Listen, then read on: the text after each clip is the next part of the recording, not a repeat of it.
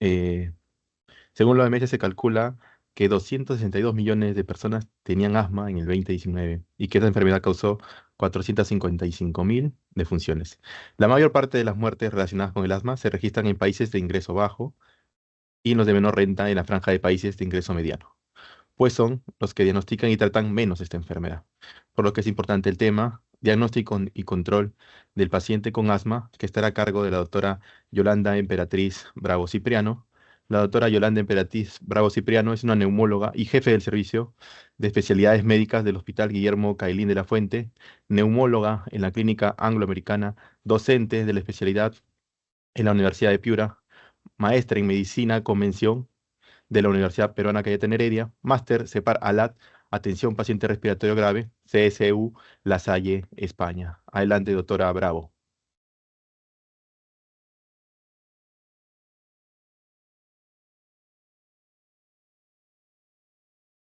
Hola, buenas tardes, ¿me escucha? Sí, sí, doctora, buenas tardes. ¿Se puede visualizar mi presentación también? Sí, se puede ver muy bien. Perfecto. Muchas gracias, doctor Yohai. Ante todo, agradecer por la invitación a este magno evento, a esta jornada científica número 7. Y efectivamente, el diagnóstico y el control del paciente con asma es el tema que les voy a presentar a continuación. Actualmente, el asma bronquial se define como un síndrome que incluye diversos fenotipos clínicos que comparten manifestaciones clínicas similares, pero de etiología probablemente diferentes. Este es el concepto actual que manejamos acerca del asma bronquial a su antigua definición que se define como una enfermedad inflamatoria crónica de las vías respiratorias que es producida por diversas células y mediadores de la inflamación, asimismo factores genéticos, que se caracteriza por una hiperrespuesta bronquial, una obstrucción variable del flujo aéreo y que esta es total o parcialmente reversible de manera espontánea o con uso de medicación, un broncodilatador. Entonces, es importante conocer que actualmente esta definición ha cambiado y de la definición clásica, que es una enfermedad inflamatoria crónica de las vías respiratorias, a que actualmente la denominamos un síndrome. ¿Cuáles son los factores de riesgo? Para esto es importante que podamos distinguir entre los factores asociados a la aparición del síndrome asmático de aquellos que son desencadenantes de síntomas o agudizaciones de asma. Para esto tenemos lo he dividido en factores asociados a la aparición de asma y aquí tenemos los factores relacionados con el huésped. En esta fila encontraremos los factores, en esta segunda fila el grado de evidencia, los odds ratio, ¿no? Los tipos de estudio, ¿no? Y la bibliografía. Con respecto a los factores relacionados al huésped, es importante preguntar acerca de la presencia de atopía, menarquia temprana, obesidad, hiperrespuesta bronquial y rinitis. Con respecto a los factores prenatales y perinatales, es importante tomar en cuenta la edad de la madre, preeclampsia, prematuridad, cesárea, ictericia neonatal, lactancia, consumo de tabaco durante la gestación, dieta de la madre, dieta del lactante, función pulmonar del neonato y en esta última actualización de las guías GEMA 5.4 ya se toma como un factor asociado a la aparición del asma, la obesidad de la madre o el sobrepeso de la madre. Estos son puntos importantes a tomar en cuenta al momento de hacer la anamnesis del paciente, ¿no? Sobre todos estos antecedentes. Otros a tomar en cuenta también van a estar relacionados a factores ambientales, como la presencia de aeroalergenos, alergenos laborales, infecciones respiratorias, tabaco, contaminación ambiental, asimismo fármacos como paracetamol, antiácidos, antibióticos y terapia hormonal sustitutiva. Dentro de los factores desencadenantes de síntomas y agudizaciones de asma tenemos aquellos factores ambientales, factores sistémicos y factores laborales. Dentro de los factores ambientales tenemos los atmosféricos como la polución, cambios climáticos extremos como huracanes, tornados, tormentas eléctricas, tormentas de arena, de nieve y olas de calor, Vegetales, como el polen de gramíneas, es el trigo, ¿no? El arroz, ¿no? El polen de árboles, polen de malezas. A nivel doméstico, los ácaros del polvo, como el epitelio de animales y de cucarachas, ¿no? Hongos y virus, como el rinovirus y otros virus respiratorios, ¿no? Dentro de los factores sistémicos tenemos fármacos como antibióticos, sobre todo los beta bloqueantes no selectivos sistémicos y tópicos, el ácido acetil salicílico, los AINES, eh, leche de vaca. Dentro de los alimentos tenemos la leche de vaca, cereales, huevo, pescados, mariscos, frutos secos, alimentos con sulfitos como el vino, zumos de limón, de lima, uva y otros como el veneno de minópteros. Dentro de los factores laborales, que esto sobre todo es muy importante, sobre todo relacionado al asma asociado a la exposición laboral, ¿no? O que solamente se produce en el ámbito laboral, estos van a estar relacionados a la industria implicada donde trabaja, ¿no? El paciente, ¿no? Puede estar trabajando en industria farmacéutica, del plástico, del poliuretano, ¿no? En áreas de donde se trabaja maderas, como aserraderos, carpinterías, ebanisterías, fundiciones, industrias de niquelados, plateados, curtidos de piel, limpieza de calderas, la industria de los cosméticos, peluquerías, revelado de fotografías, refrigeración, tintes. Asimismo, también en otras exposiciones laborales como en industria alimentaria, farmacéutica, panaderías, granjas, agricultores, molinos, fabricación de carmín, los granjeros, ¿no? Por eso es importante en neumología y sobre todo en patologías relacionadas con el asma bronquial ver en qué trabaja el paciente, ¿no? Y la historia clínica laboral forma parte de una información detallada que nosotros en neumología tomamos en cuenta al momento de evaluar realmente cualquier patología. Muy bien, luego de haber evaluado los factores de riesgo y los factores que pudieran desencadenar los síntomas o agudizaciones, es importante saber los síntomas.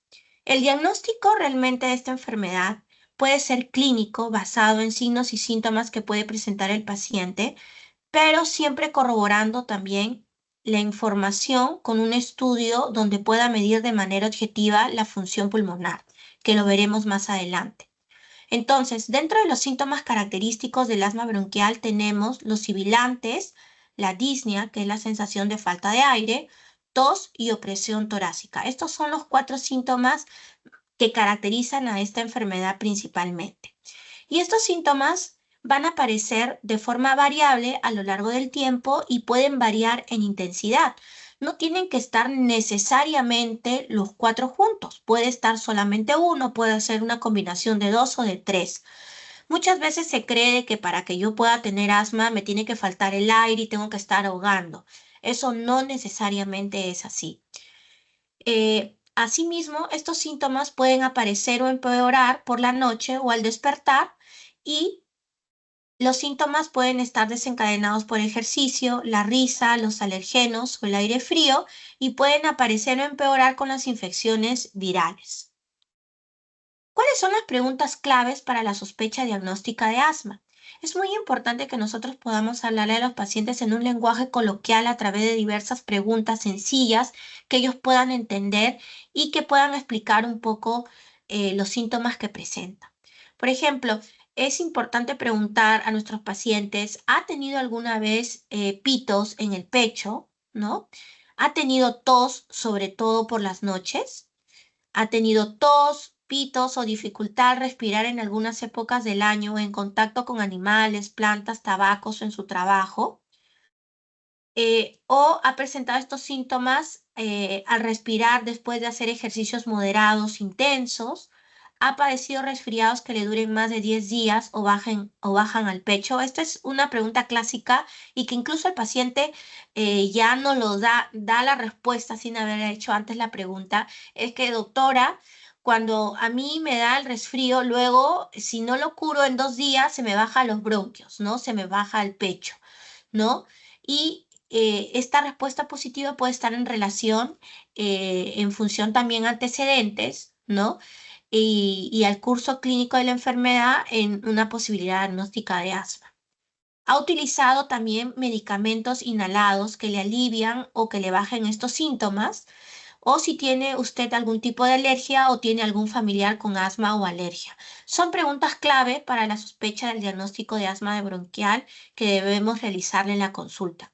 Aparte de eso, es importante poder tener información en relación a la edad de inicio de síntomas, si hay presencia de rinosinusitis crónica con o sin pólipos, presencia de rinitis, dermatitis o una historia familiar de asma o atopía.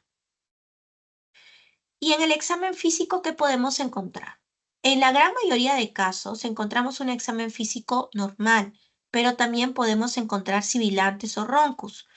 Y podemos encontrar en el examen físico una auscultación pulmonar normal, y esto puede deberse a la variabilidad de los síntomas, que a veces se presentan más bien temprano al amanecer o en la noche, lo cual no excluye que al no encontrar silbido, que el paciente no tenga esta enfermedad. Aparte, debemos poder, tendríamos que también evaluar y buscar algunos otros estigmas de alergia, como por ejemplo dermatitis atópica, eczemas, mirar la cara del paciente, los brazos, ¿no? Que son zonas que por lo general aparecen esta expresión dermatológica de alergia. Dentro del diagnóstico diferencial, es importante hacer un diagnóstico diferencial, sobre todo con la enfermedad pulmonar obstructiva crónica, que es una enfermedad que por lo general también se caracteriza eh, por muchos síntomas que también tiene el asma bronquial. No, no todo lo que silba también es asma. Por eso es importante también hacer un buen diagnóstico diferencial según los rangos etarios de los pacientes. Entonces, eh, con respecto a la edad de inicio, el asma se puede presentar a cualquier edad, en cambio la enfermedad pulmonar obstructiva crónica después de los 40 años. El tabaquismo es indiferente en lo que respecta al asma bronquial, pero es prácticamente siempre encontrarla en la enfermedad pulmonar obstructiva crónica, aunque aquí en el Perú una de las principales causas, por lo general, son las secuelas pulmonares por tuberculosis, que pueden ser las bronquiectasias, ¿no? Que pueden producir una limitación crónica del flujo aéreo y cumplir criterio de enfermedad pulmonar obstructiva crónica, o también otra segunda causa es la exposición a la biomasa, ¿no? Al humo de leña, carbón o querosene, que muchas de las personas todavía acá en Perú, ¿no? O que inmigran de zonas, ya sea de la selva o del sur, pueden todavía usar esa práctica estando incluso aquí en la capital. Con respecto a la presencia de atopía, es muy frecuente encontrarlo en el asma y es infrecuente en la EPOC. Los antecedentes familiares de asma bronquial, en el asma es frecuente encontrarlo, en cambio en la enfermedad pulmonar obstructiva crónica no es valorable, no valorable. La variabilidad de los síntomas sí, porque por lo general se presenta más en las mañanas y al final del día. En cambio, en la enfermedad pulmonar obstructiva crónica no hay esa característica de la variabilidad. Con respecto al asma, sí hay reversibilidad de la obstrucción bronquial y esta es significativa por lo general. En cambio, en la EPOC sí podemos tenerla, pero esta es menos significativa. Con respecto a la respuesta a los glucocorticoides inhalados, cuando estos se aplican, ¿no? Tenemos una muy buena respuesta casi siempre. En cambio, en el EPOC es indeterminado variable. Recordar que en el asma, al ser una enfermedad inflamatoria crónica de la vía respiratoria, el tratamiento es un antiinflamatorio, que en este caso son los corticoides. Pero en la enfermedad pulmonar obstructiva crónica, aquí la base del tratamiento son los broncodilatadores, no son los corticoides de primera intención. Perdón. Con respecto a otras patologías posibles que hay que sospechar en los pacientes, si tenemos pacientes entre 15 y 40 años, la obstrucción laringeo inducible es una posibilidad que tendríamos que excluir: hiperventilación, cuerpos extraños inhalados, fibrosis quística, bronquiectasias, enfermedad cardíaca congénita y tromboembolismo pulmonar. Y cuando son mayores de 40 años, debemos valorar la obstrucción laringea inducible, hiperventilación, bronquiectasias, enfermedades del parénquima pulmonar, como por ejemplo la enfermedad pulmonar intersticial, ¿no? Insuficiencia cardíaca y tromboembolismo pulmonar. es importante que podamos hacer un adecuado diagnóstico diferencial.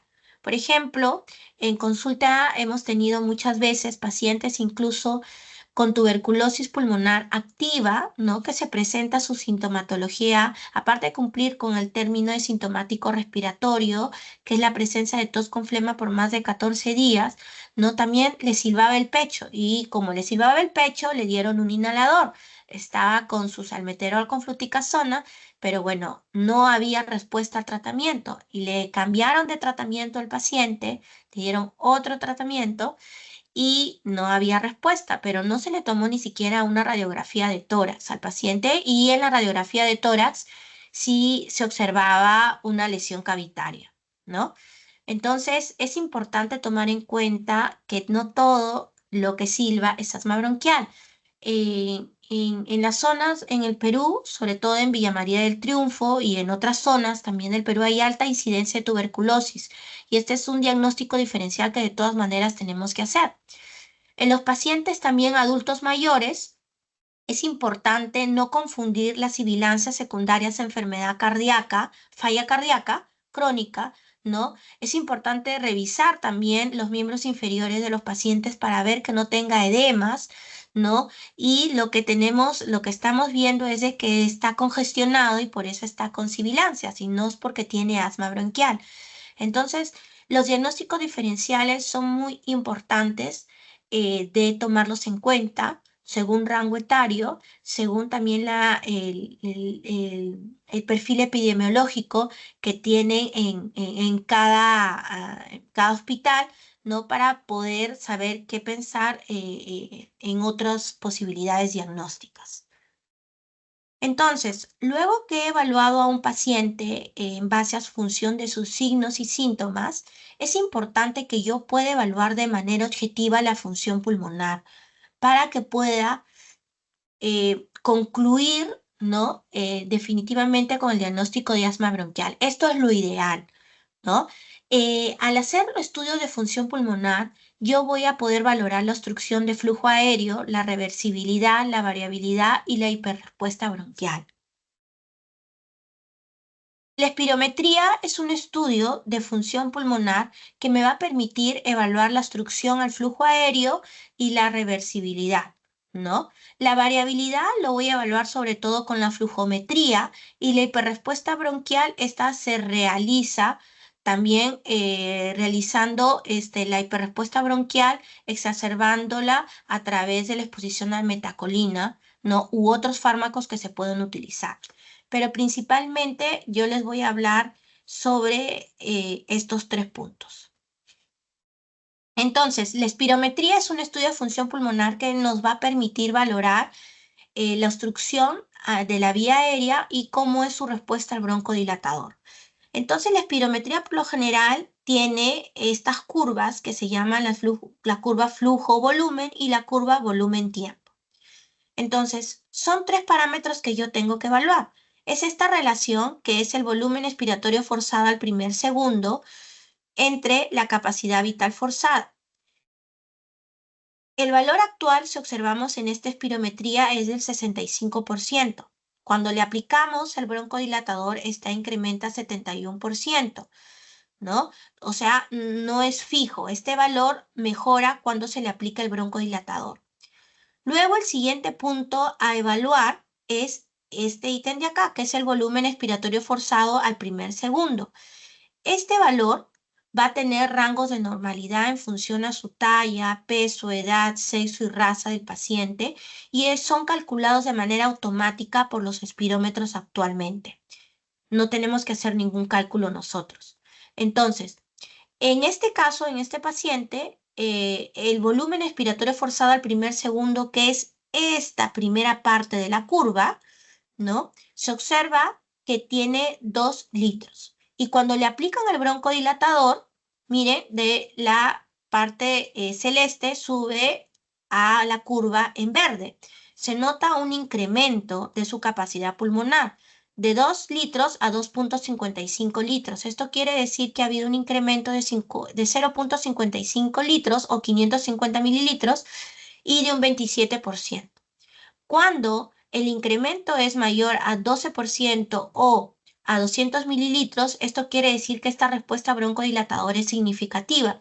Y no solamente puede ser evaluada en el volumen expiratorio forzado al primer segundo, sino también en este otro parámetro que es la capacidad vital forzada, ¿no? A veces puede suceder que no se observa aquí, pero que cumple los criterios en este otro parámetro. Y ambos se pueden utilizar. Asimismo, el volumen expiratorio forzado me permite graduar el grado de obstrucción, ¿no? Al momento de realizar la lectura de la espirometría. Este es otro estudio también donde también se observa que esta es la curva pre-broncodilatador y esta es la curva post-broncodilatadora, ¿no? Donde se observa definitivamente que cuando le aplicamos el broncodilatador hay una mejoría de esta curva. Entonces, en esta curva también observamos la relación que al inicio en la espirometría basal era 63% y cuando le aplican el broncodilatador sube a 75%. Y el volumen expiratorio forzado al primer segundo también. De 3,43 litros ascendemos a 4,53% y observamos un incremento mayor del 12% y de 200 mililitros, ¿no? Donde se observa una respuesta broncodilatadora significativa. Los espirómetros actuales son los que contienen actualmente, nos dan esta información del rango normal. Por eso es importante que a los pacientes se realice el tallaje y también el peso en ese momento que se realiza el procedimiento, ¿no? Para que nos den los valores de normalidad, ¿no? En función a ya tablas que son estandarizadas, ¿no? Y en este caso también, el valor normal, el rango normal del paciente es este. Y esta relación BEF1-BFC está dentro del rango de la normalidad, ¿no? Entonces su espirometría basal está dentro del rango normal. Su relación volumen expiratorio forzado al primer segundo también, 3,64 está dentro del rango. Y su capacidad vital forzada también está dentro del rango de la normalidad. Si yo solamente informo esta espirometría basal, yo diría que es una espirometría dentro de rangos de la normalidad donde no se evidencia ninguna alteración. Sin embargo, cuando le hago la espirometría postbroncodilatador para poder valorar la respuesta broncodilatadora, observo que al aplicarle el inhalador de 3,64 litros, incremento esta capacidad respiratoria a 4,47 litros y observé un cambio de 0,83 litros y un 23%, lo que hace que tenga una respuesta broncodilatadora significativa. Es una espirometría normal, con patrón normal, con respuesta broncodilatadora significativa.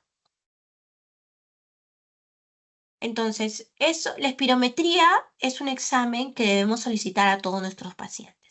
Previos a la pandemia, antes utilizábamos los flujómetros. Los flujómetros me permiten valorar la variabilidad diaria de la función pulmonar del paciente. Actualmente, antes podíamos usar los flujómetros, ¿no? Cambiándoles la boquilla y realizando un lavado, ¿no? Del dispositivo al finalizar su uso entre uno y otro paciente. Ya las recomendaciones posteriores a la pandemia es que este dispositivo debe ser único para usar por el paciente. Lamentablemente en la realidad en nuestro Perú, incluso no solamente en la práctica pública, sino también en la privada, no es un dispositivo que lo cubran los seguros, como si lo pudieran hacer en otros países. Pero es importante conocer que es una herramienta que podríamos utilizar para poder también diagnosticar asma bronquial, ¿no? La variabilidad diaria se va a calcular a través de esta fórmula donde se realiza el flujo expiratorio pico máximo menos el flujo expiratorio pico mínimo entre el flujo expiratorio máximo por 100.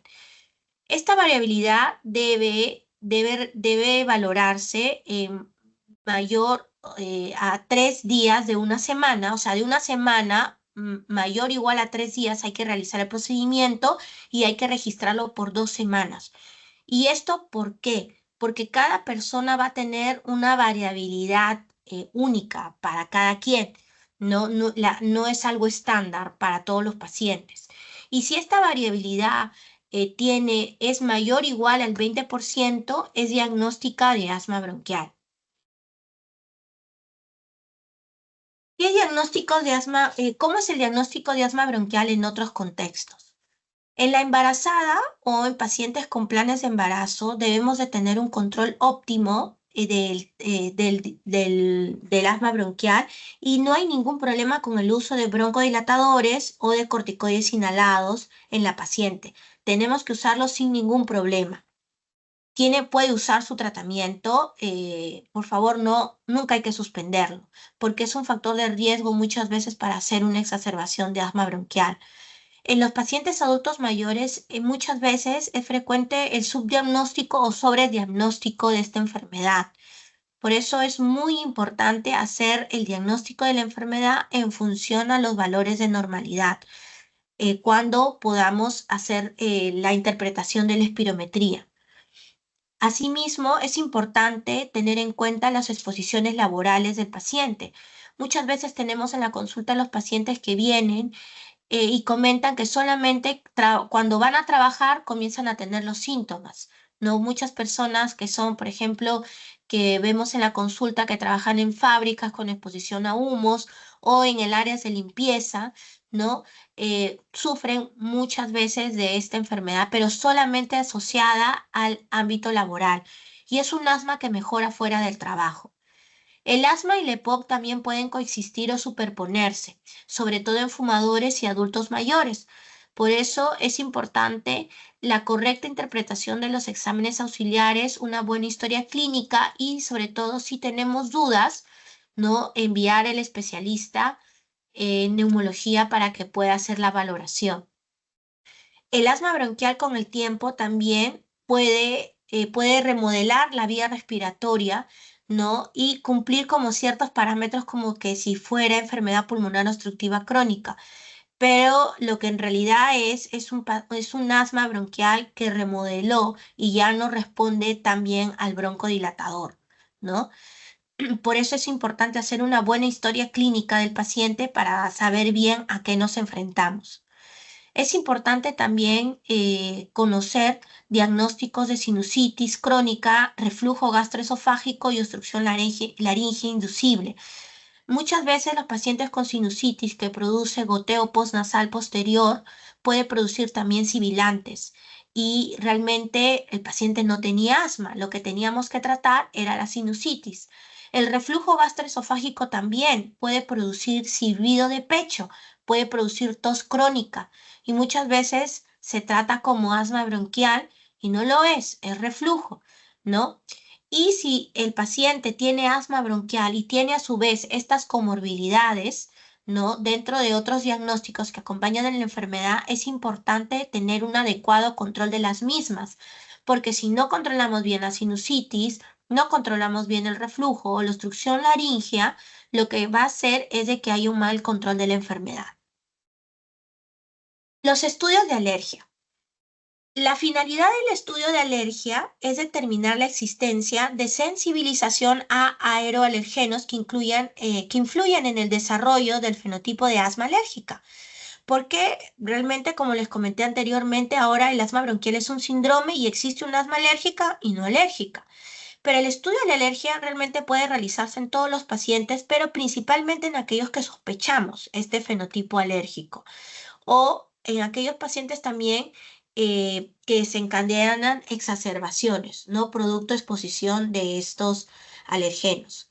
Se puede realizar en cualquier paciente con asma, independientemente de su edad, y en la anamnesis se debe valorar los antecedentes personales, familiares de atopía, como rinoconjuntivitis, dermatitis atópica, alergia a alimentos, y también la relación de los síntomas con la exposición alergénica.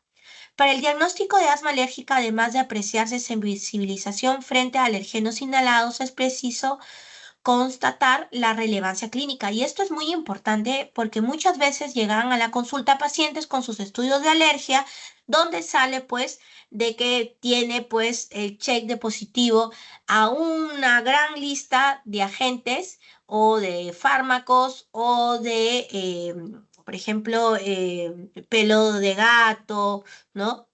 Y eso no quiere decir de que el paciente va a vivir en una burbuja, ¿no? Esto hay que saber interpretarlo correctamente porque solamente se va a tratar a aquellos que tienen relevancia clínica, ¿no? Porque si yo me expongo a eso y no me pasa nada, no tengo ningún síntoma, entonces eso simplemente se observa. La prueba para poder, en la cual se va a realizar para poder hacer este estudio de la alergia es el prick test o punción intradérmica con extractos estandarizados, ¿no? Que es el método de elección por su alta sensibilidad, bajo coste y valoración inmediata. Y también es necesario contemplar las variables que afecten sus resultados y poseer una experiencia para interpretarlos. Esto realmente es el campo de la especialidad de alergia e inmunología, ¿no? Que debe de hacerlo una persona que tiene experiencia en la interpretación de este tipo de estudios. Entonces, cuando yo me hago esta pregunta, ¿la exposición a aeroalergenos desencadena o empeora el asma bronquial? Si este sí, ¿no? Yo he identificado algunos aeroalergenos que yo ya anteriormente les he comentado, ¿no? Si este sí, entonces hay una sospecha de asma alérgica. Entonces, luego, si el paciente se realizó sus estudios de alergia, tengo que ver cuáles fueron sus resultados. Si este fue positivo, ¿no? Debo de valorar si hay una concordancia con la clínica y si esta es positiva, entonces el paciente tiene asma alérgica. Si esta prueba de alergia es positiva, pero no hay concordancia clínica, entonces simplemente es una sensibilización sin relevancia clínica, ¿no? Pero si yo no encuentro tras la exposición a aeroalergenos, que esto desencadene o empeore los síntomas de asma bronquial, entonces debo de sospechar de un asma no alérgica, ¿no? Y buscar otros factores desencadenantes, ¿no? También a estos pacientes se le puede realizar el estudio de la alergia y por lo general este puede ser negativo, ¿no? Y que consolida aún más el asma no alérgica y debería buscar otros factores. Esta es la batería estándar de aeroalergenos que se deben de emplear en las pruebas cutáneas de punción intradérmica o prick test, ¿no? A los cuales se les pone al paciente. Muy bien. Luego que he podido valorar el diagnóstico de asma bronquial, no solamente de la parte clínica, sino también de la parte funcional respiratoria, ya sea a través de la espirometría, no a través de estudios eh, del flujo pico, ¿no? Y a través, y uno pendiente que se llama el óxido nítrico, que eso vería la inflamación y que, bueno, no es un estudio que normalmente realicemos ni en la práctica eh, pública, ni muy frecuente en la práctica privada, porque es un dispositivo realmente que tiene un alto coste, ¿no? Eh, pero la evaluación del óxido nítrico también está dentro de los estudios que se podría realizar a los pacientes con el fin de poder consolidar aún más el diagnóstico de asma bronquial. El siguiente paso que debo realizar es la clasificación de la gravedad del asma cuando ésta está bien controlada con tratamiento. Para esto, la gravedad va a estar definida por las necesidades mínimas de tratamiento para mantener el control. Por eso hemos dividido en intermitente y en persistente. Y la persistente a su vez puede ser leve, moderada o grave. La gran mayoría de la población está en intermitente y en leve. Y estos son los escalones de tratamiento que recibe el paciente, ¿no? Y lo que permite hacer esta clasificación de la gravedad. ¿Y cómo hago la clasificación del control del asma bronquial? Esta puede clasificarse en bien controlada, parcialmente controlada y mal controlada. Y esto va a estar en función a la presencia de síntomas diurnos, limitación de actividades, la presencia de síntomas nocturnos o despertares, la necesidad de medicación de alivio de rescate, la función pulmonar y las exacerbaciones. Por lo general, en la consulta, ¿no? Realizamos la valoración de todos, a excepción, ¿no? Porque no se realiza espirometrías en todas las consultas, ni flujometrías en todas las consultas, ¿no? Por lo general, en otros países, ¿no? El paciente lleva su flujómetro, ¿no? O se pueden realizar espirometrías, ¿no? Con mucha mayor frecuencia, ¿no? Y para hacer este tipo de valoraciones. Ahora, tampoco es de que la clasificación del control del asma, si bien debemos realizarla en cada consulta, si bien la función pulmonar es un factor que debemos de valorar siempre, no es que tampoco mensualmente hay que hacerle los estudios de función pulmonar o espirometría, ¿no? Siempre nosotros recomendamos una espirometría inicial, ¿no? Al momento del diagnóstico y luego posteriormente podríamos hacerle una al paciente a los 6 o a 12 meses según la evolución clínica del paciente. Entonces, para que yo pueda definir en un asma bronquial bien controlada, el paciente debe cumplir con todos los siguientes ítems. Primero, que no tenga ninguna o menor o igual a 2 días al mes de síntomas diurnos, no tener limitación para las actividades de la vida diaria, no tener síntomas nocturnos o despertares, ninguna o menor o igual a 2 días al mes de necesidad de medicación de alivio y la función pulmonar debe de estar ya sea por espirometría o por flujometría en mayor del 80%. Y tampoco debería tener ninguna exacerbación. Si cumple todos estos criterios, es un paciente que tiene un asma bronquial bien controlada. Parcialmente controlada es cualquier medida en cualquier semana de estos puntos. Síntomas diurnos más de 2 días a la semana, puede tener limitación de actividades, cualquiera, o síntomas nocturnos o despertares nocturnos también, ¿no? Mayor necesidad de requerimiento de medicación de alivio y que ésta la requiera más de 2 días a la semana y una función pulmonar por debajo del 80% y las exacerbaciones mayor o igual a una vez al año. Y se define como mal controlada si tienes mayor o igual a 3 características del asma parcialmente controlada y o exacerbaciones mayor o igual a 1 en cualquier semana. Entonces,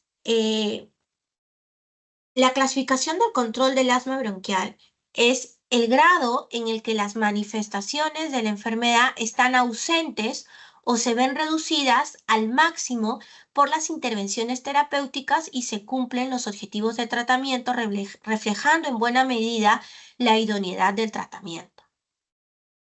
Entonces, es importante que al momento que yo haga la valoración del control del asma, yo deba de alcanzar en el control actual, ¿no? Que el paciente tenga un buen control de los síntomas, de los silbidos, ronquido de pecho, falta de aire, opresión de pecho, que estos síntomas se controlen muchísimo mejor, que tenga un uso mínimo de medicación de alivio y si es posible, ya no usarla, si es que no la necesita, ¿no? Y yo creo que este es uno de los parámetros más importantes para hablar de temas de control porque si el paciente tiene mucha necesidad de medicación de alivio, tengo que pensar en aspectos relacionados a que mi paciente esté usando correctamente su inhalador o a pesar de que le estoy dando un tratamiento escalonado, no encuentro respuesta, valorar también diagnósticos diferenciales o comorbilidades, ¿no? Que puedan estar asociadas y que no he visionado en la evaluación inicial, ¿no? Y siempre la parte educativa va a ser algo, créanme, que es algo que debemos resaltar para obtener el buen control del asma y que debemos hacer en todas nuestras consultas, que el paciente, revisemos en el paciente el uso correcto de sus inhaladores, ¿no? Porque esta es la principal causa del cual muchas veces el paciente fracasa el tratamiento inicial. Asimismo, también dentro del control actual debemos hacer que nuestro paciente tenga una actividad, las actividades de la vida diaria, ya sea deportivas, trabajo, estudio, el hogar, las realice con total normalidad, no se sienta limitado. Y también debemos de hacer que el paciente pueda mantener una función pulmonar de base y no favorecer la declinación. A riesgo futuro debemos reducir sobre todo lo relacionado a exacerbaciones y disminución de la función pulmonar y también efectos adversos propios del tratamiento. ¿Cómo yo evalúo el control del asma bronquial? Para esto tengo, aquí le traje que tenemos varias herramientas. Una de las más conocidas y de la que más usamos es el test de control del asma, que lo tenemos para pacientes mayores de 12 años de edad en adelante, pero también hay una presentación para menores de 12 años que consta de dos partes, unas preguntas para el padre o la madre y otras para el niño. Y esta, que es para pacientes de 12 años en adelante, consta de 5 preguntas, ¿no? Y yo para esto tengo que dar un puntaje, luego sumarlo, y si obtuvo un valor menor a 19 o menos, es probable que su asma no esté bien controlada, ¿no? Y esto nos va a servir de parámetro para ver, luego que hayamos revisado que el paciente use su medicación, es decir, vigilar adherencia. También vigilar el tema de uso correcto del inhalador, si es que corresponde a aumentar el step o el escalón de tratamiento. Otro estudio, este test de control del asma lo encontramos en internet y es súper sencillo de tener a la mano para la consulta médica. Este otro que se llama el ICQ, que es el cuestionario también de control del asma, esto también lo podemos utilizar, pero debo comentarles que de todas maneras esto más lo utilizamos en los estudios de investigación, ¿no? Para el control del asma. Y tenemos también este otro test que es el Asthma Impairment and Risk Questionnaire, ¿no? Que también consta de 3 partes, ¿no? Son 10 preguntas que evalúan síntomas en las 2 semanas previas y el número de exacerbaciones en los 12 meses previos. Y en función a las preguntas positivas que yo haya tenido, voy a poder graduar el control del asma bronquial. ¿Cuáles son los factores de riesgo para sufrir exacerbaciones? Primero, si tengo que no tenga un buen control de mi asma bronquial, si tengo un asma control test menor a 20. Antecedentes de exacerbaciones mayor o igual a una exacerbación grave en el último año o historia de asma casi fatal o mortal. No utilización de esteroides inhalados, es decir, de corticoides inhalados, ausencia de prescripción, baja adhesión o errores críticos con el dispositivo. Recordar que esta es una enfermedad inflamatoria crónica de la vía respiratoria y el tratamiento no es el salbutamol, no es el bromuro de ipratropio, ¿no? En aquellos pacientes que según escalón requieran ya usar un corticoide inhalado, ¿no? Debemos dar el corticoide inhalado como tratamiento, ¿no? De base a nuestros pacientes. Y en todas las visitas que tengamos a nuestro paciente, ¿no? Tenemos que ver el tema relacionado a la adhesión del tratamiento y si tiene errores del uso de la medicación, ¿no? Porque nosotros podemos prescribir, pero el paciente puede no estar recibiendo la medicación porque no la está usando o porque lo usa mal. Entonces es algo que siempre tenemos que valorar, ¿no? Uso excesivo de medicación de rescate mayor o igual a 3 inhaladores al año o mayor o igual a 2 inhalaciones al día. Inflamación tipo 2, eosinófilos, que se evalúa a través de la presencia de eosinófilos en sangre o en esputo, aumentados o fracción exhalada de óxido nítrico también elevada, ¿no? La función pulmonar, un volumen expiratorio forzado al primer segundo basal bajo, reversibilidad con el broncodilatador, ya que esta respuesta sea muy significativa, tampoco es algo tan bueno para el paciente, ¿no? Problemas psicosociales, bajo nivel socioeconómico, exposiciones a humo de tabaco, alergenos, polución y comorbilidades, sobre todo como la obesidad, síndrome de apnea, hipopnea del sueño, rinosinusitis crónica, reflujo gastroesofágico, alergia alimentaria y embarazo. Doctora, perdone, nos quedan Actualmente, 3 minutos. ya, actualmente tenemos la remisión, que es un término nuevo que se está utilizando en el diagnóstico en lo que respecta al asma bronquial, que es la situación en la que no existe actividad de la enfermedad, ya sea de manera espontánea o por el tratamiento, y se refiere como remisión clínica a aquella ausencia de síntomas durante al menos 12 meses, ya sea de síntomas y exacerbaciones sin uso de esteroides sistémicos, además de la optimización y estabilización de la función pulmonar. Y la remisión completa, adicionalmente al concepto anterior, los pacientes cursan sin hiperrespuesta e inflamación bronquial. ¿Cuáles son los objetivos del tratamiento del asma? Primero, prevenir los síntomas diurnos, nocturnos y tras el ejercicio, el uso de agonistas beta-2 adrenérgicos de acción corta no más de 2 veces al mes y mantener una función pulmonar normal o casi normal y no tener limitaciones para la actividad física y cumplir con las expectativas de los pacientes y la familia.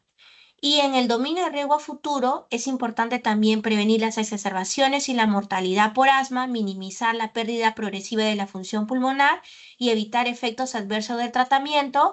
Y como tercer punto, evitar la inercia terapéutica, es decir, darle todos los meses al paciente el mismo tratamiento sin hacer una valoración correcta de que si el paciente estamos llegando a los objetivos anteriormente mencionados, ¿no?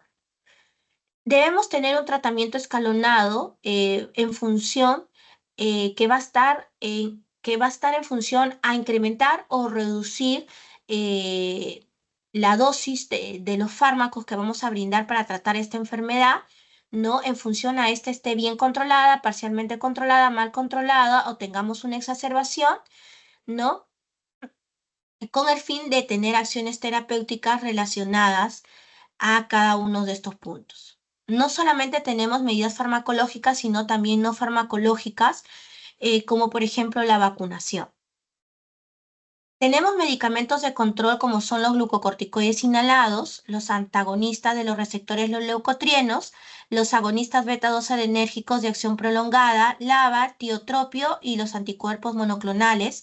Y tenemos medicamentos de alivio como los agonistas beta-2 de acción corta inhalados y anticolinérgicos de acción corta.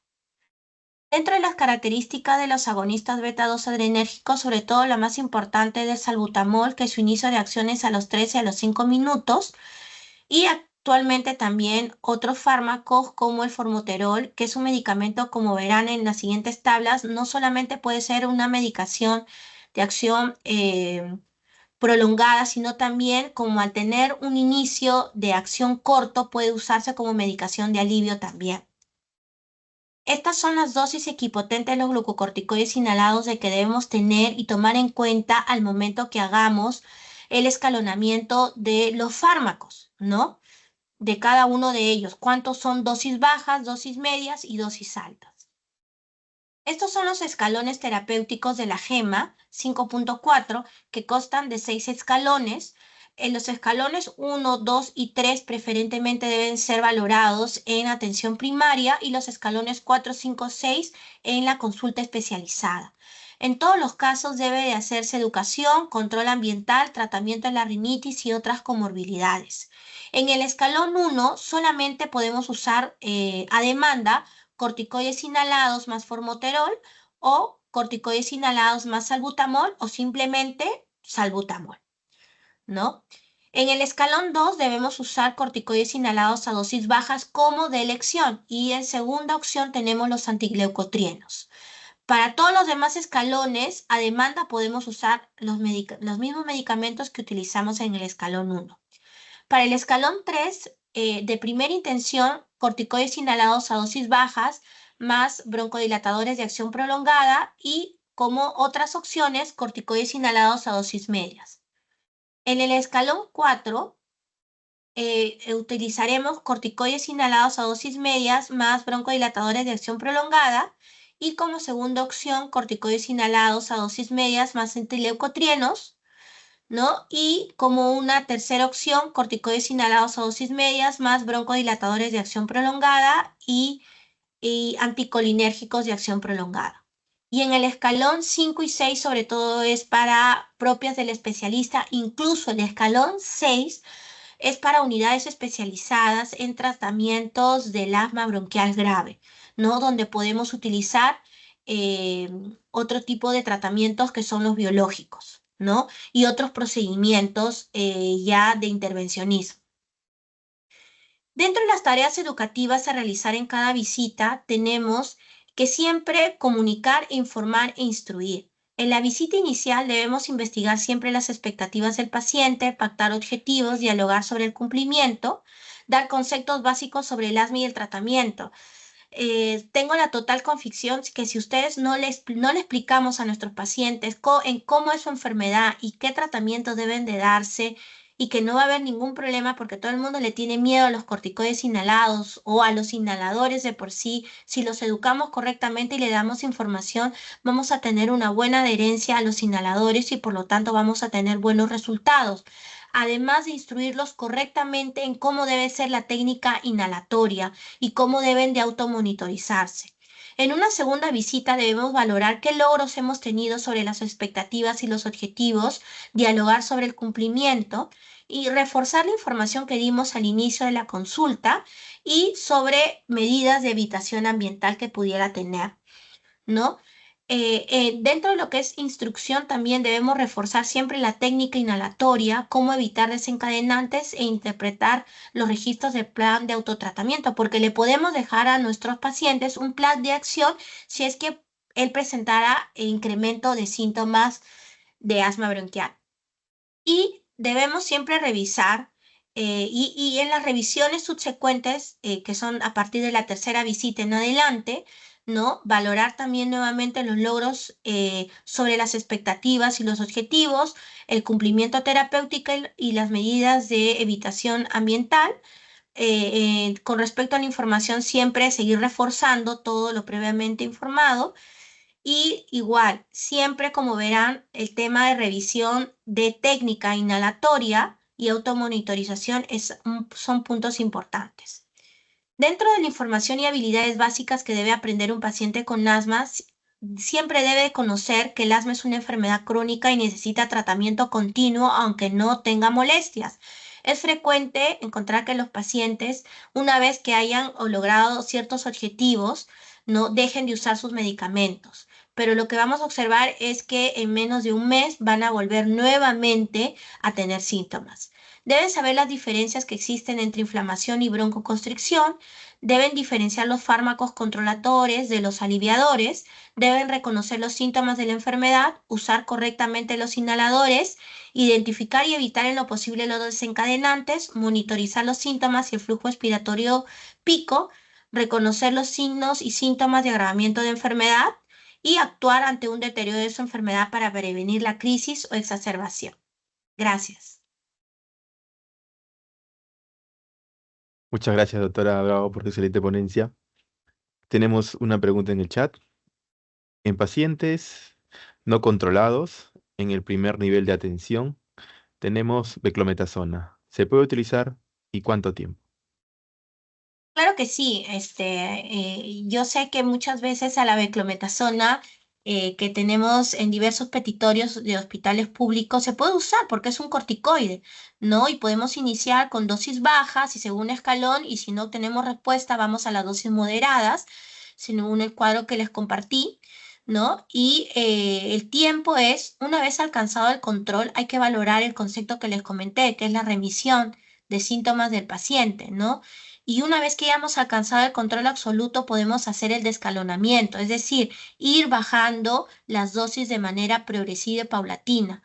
Algo que yo le informo siempre a mi paciente es de que este tratamiento o desinflamar la vía respiratoria no es algo que se dé de manera inmediata como desinflamar una garganta, sino que esto toma mucho más tiempo y por lo general damos un tratamiento a 6 meses y si en ese tiempo se mantiene un adecuado control, comienzo a bajar la dosis de manera progresiva hasta suspender el tratamiento o dejarlo con mínimas dosis necesarias que le permita mantener esta estabilidad. Y eso lo vamos a ir viendo en las visitas que tenga el paciente, ¿no? Que no necesariamente tiene que ser todos los meses. Por lo general, yo tengo una visita inicial al mes, luego a los 2 meses y si ya mantengo un buen control es cada 3 a 6 meses hasta que y una vez que he notado estabilidad, como les comenté, comienzo a disminuir el fármaco, ¿no?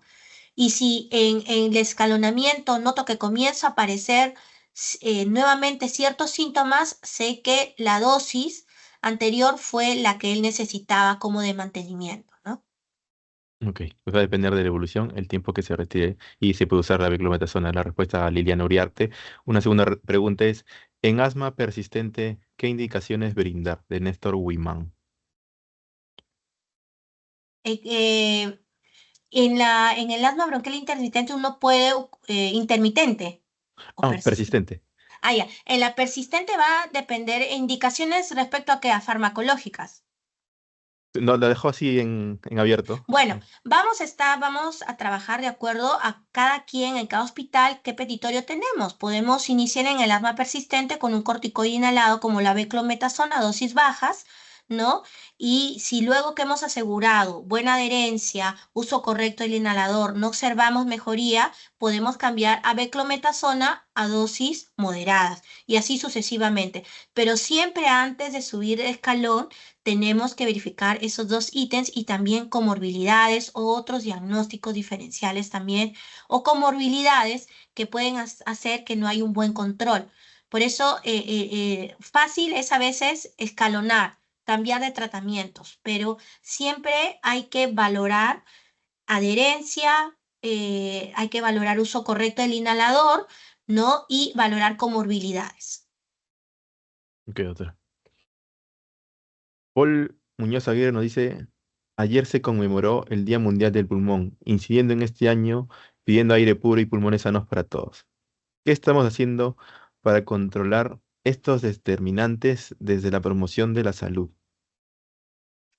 Efectivamente, en el Día Mundial del Pulmón ahora es aire limpio y pulmones sanos para todos, ¿no? Por eso ahora las sociedades internacionales respiratorias llaman a tomar medidas urgentes contra la contaminación del aire, ¿no? Es importante que actualmente no hagamos diversas acciones que favorezcan la contaminación, ¿no? Ahora con este gran incendio que hemos tenido en la selva peruana, eso ha generado una gran contaminación y a su vez nos ha quitado, ¿no? Nuestros pulmones, ¿no? Que son nuestros árboles, ¿no?